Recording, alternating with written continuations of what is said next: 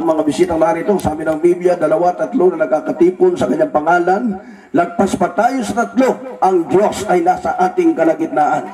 Kaya nga mga minamahal, kung kami pong lahat ay magpapahayag ng patotoo, kagaya ng huling nagpatotoo, kahit magdamag mga minamahal, ay kaya po namin ubusin ang oras. Subalit mga kapatid, hallelujah, kayo po ay pinagpala sapagkat mga minamahal, ilan lamang po ang mga nagpatotoo sa inyong harapan na nagpapatunay po mga minamahal na kakaiba po ang ministeryong ito sa lahat po ng mga set at denominasyon mga minamahal sa lupang ito, sapagkat ngayon napakarami po talaga ang reliyon. Katunayan yung aming magkasama ng mga minamahal, sila po ay naka-encounter po mga minamahal ko na mga kanila pong nahayuan mga kapatid.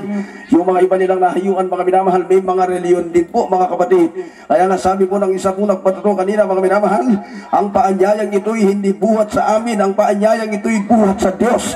Sapagkat mga minamahal, mapalad po kayo sapagkat na ang lugar na ito mga minamahal ko ay pinili ng Diyos mga kapatid upang hanapin ang kanyang mga pinili mga minamahal.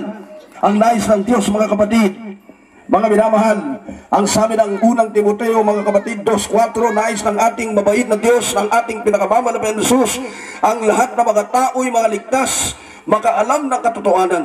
Bagamat kanina medyo kalungkutan po ang amin pong pagdating dito mga kapatid.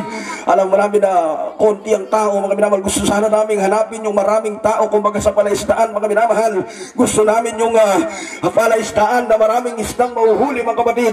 Subalit dito kami dinala ng Diyos kagaya ni Apostol pa Pedro mga minamahal. Hallelujah. Ang sabi nga ng ating dakilang Diyos kay Apostol Pedro, pumunta ka sa lugar na yun, huwag kang mabili ng lugar. Hallelujah. Makasalanan o hindi, ano bang reliyon ang meron sila doon, puntahan mo. Kaya nga mga minamahal,